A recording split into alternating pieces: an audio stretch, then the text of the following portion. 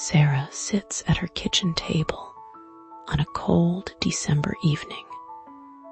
Surrounded by boxes she has been meaning to sort through for months. Her coffee grows cold as she opens a dusty cardboard box labeled holiday cards in her mother's handwriting.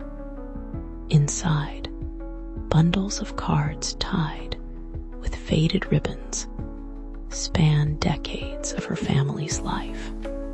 She pulls out the first bundle, cards from 15 years ago. Her hands tremble slightly as she recognizes the handwriting on the envelopes. There is one from her college roommate Jennifer, featuring a photo of Jennifer and her new husband on their honeymoon in Paris. The message inside reads, "Can't wait to see you at New Year's. Missing our late night talks. Love always, Jen." Sarah smiles at the memory, but feels a knot forming in her stomach. When was the last time she spoke to Jennifer? She cannot remember. The next card is from her Aunt Margaret. A cheerful scene of snowmen dancing under starlight. Margaret's looping script fills the entire card with updates about her garden, her book club, and a new recipe she wants to share with Sarah. At the bottom, she has written, "You're always in my thoughts, dear. Let's have lunch soon." Sarah sets the card down carefully. Aunt Margaret passed away 3 years ago. They never had that lunch. She continues through the pile, card after card, each one a snapshot of a relationship at a specific moment in time. There is one from her former mentor David, congratulating her on her promotion. Another from her neighbor Tom, inviting her family to a block party. A silly card from her brother Mike, filled with inside jokes and doodles. Sarah moves to the next bundle, cards from 10 years ago. She notices something immediately. There are fewer cards from Jennifer. Just one that year, a generic printed message with a quick signature. No personal photo. No mention of getting together. Aunt Margaret's card is still warm and personal, but Sarah remembers now that she had canceled their planned lunch that year. Work had been overwhelming. She had promised to reschedule. She never did.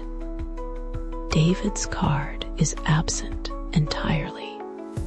Sarah tries to recall why. Then she remembers. She had been so busy climbing the corporate ladder that she had stopped responding to his emails. He had eventually stopped reaching out.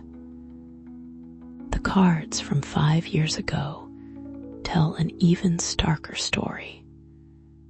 Jennifer's card is missing. Sarah searches through the bundle twice, hoping she missed it.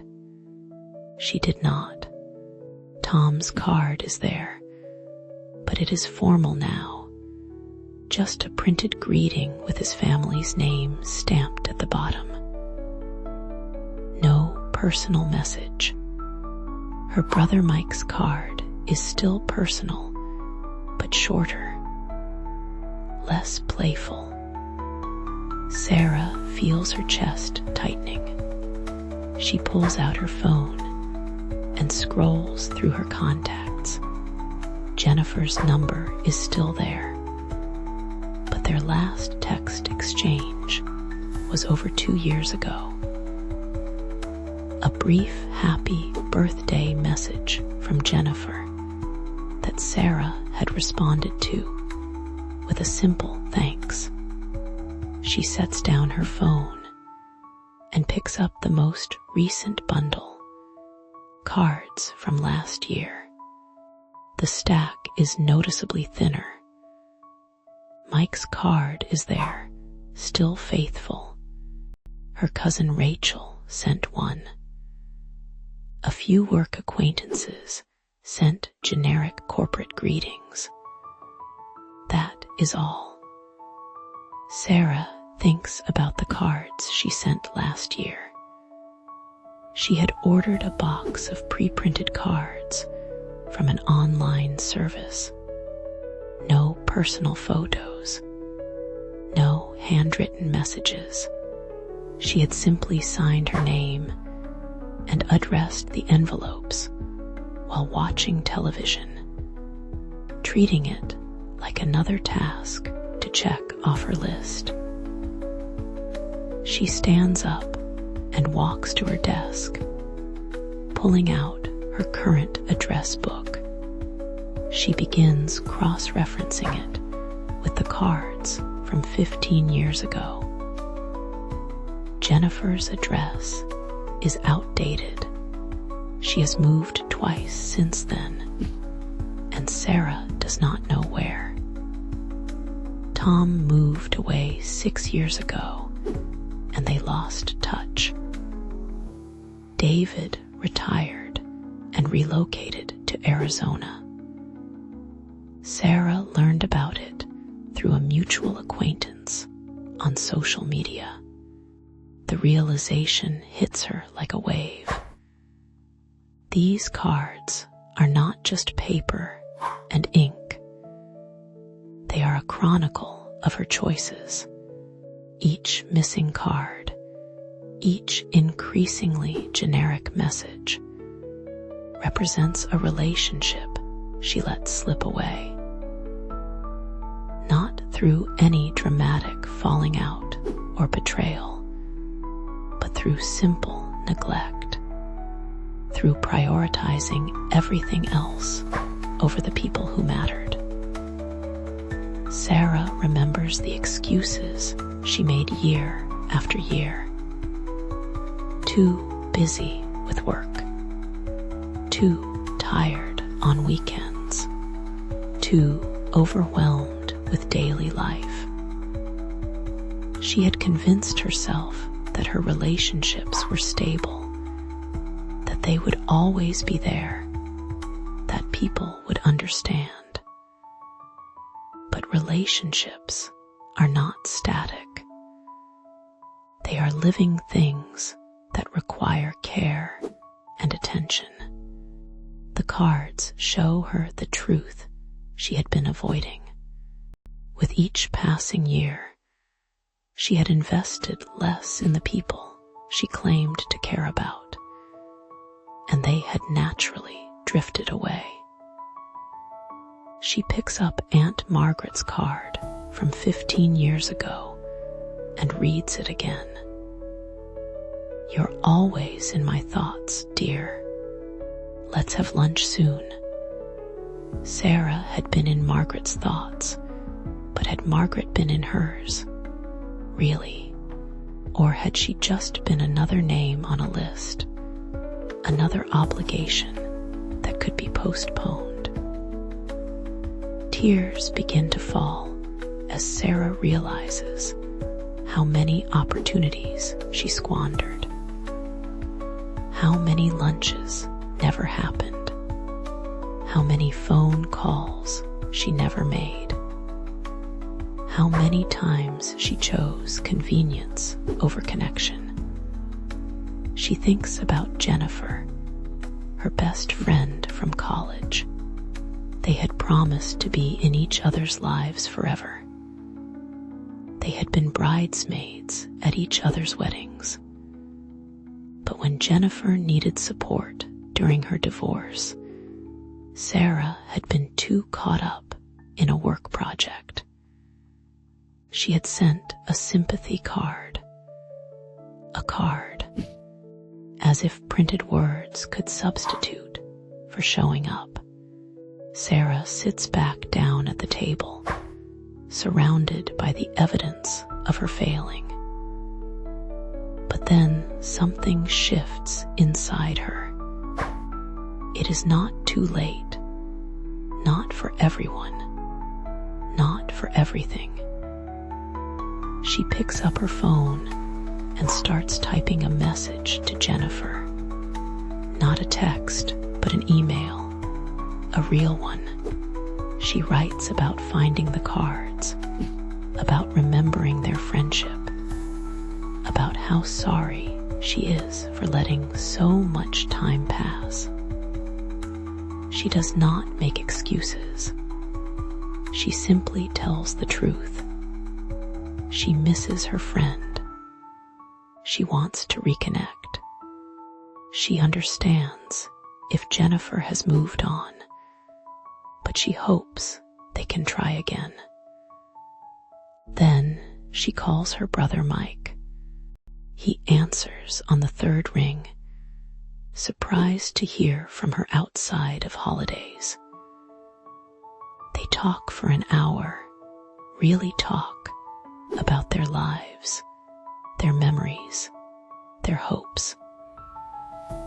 Mike mentions that he had felt her pulling away over the years and had worried about her.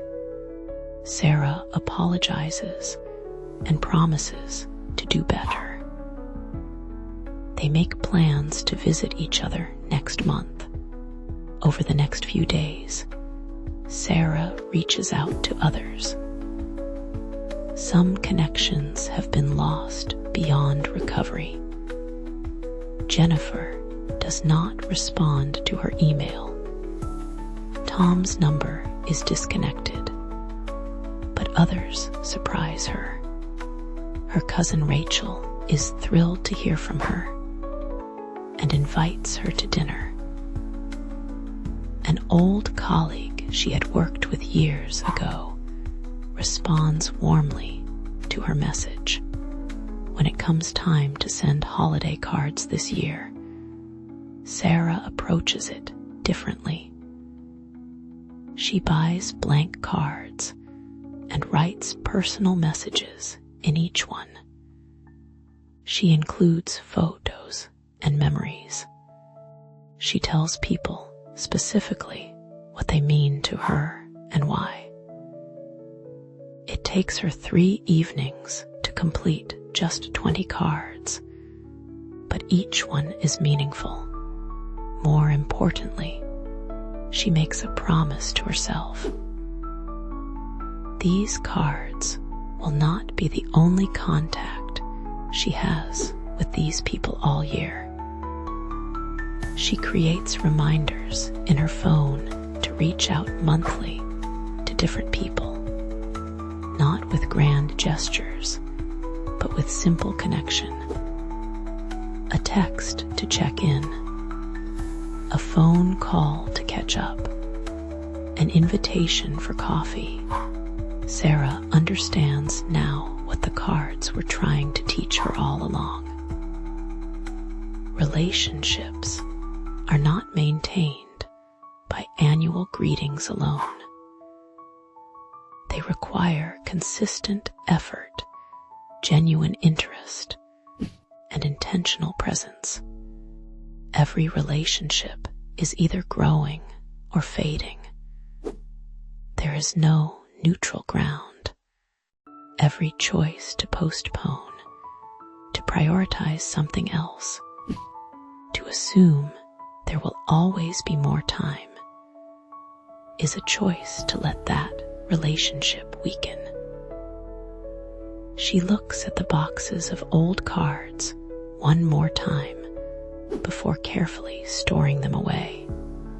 They are a reminder of what she lost, but also of what she still has the chance to preserve and rebuild.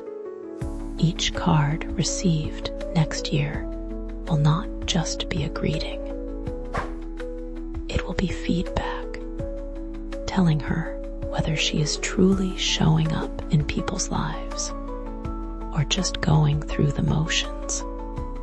The holiday cards tracked the evolution of her relationships, showing her the truth she had been too busy to see. Now she has the chance to change that trajectory, to write a different story in the years ahead. But only if she makes different choices, starting today. Because relationships are not preserved by intention alone. They are built through action, sustained through presence, and measured not by the cards we send once a year, but by the ways we show up in all the moments in between.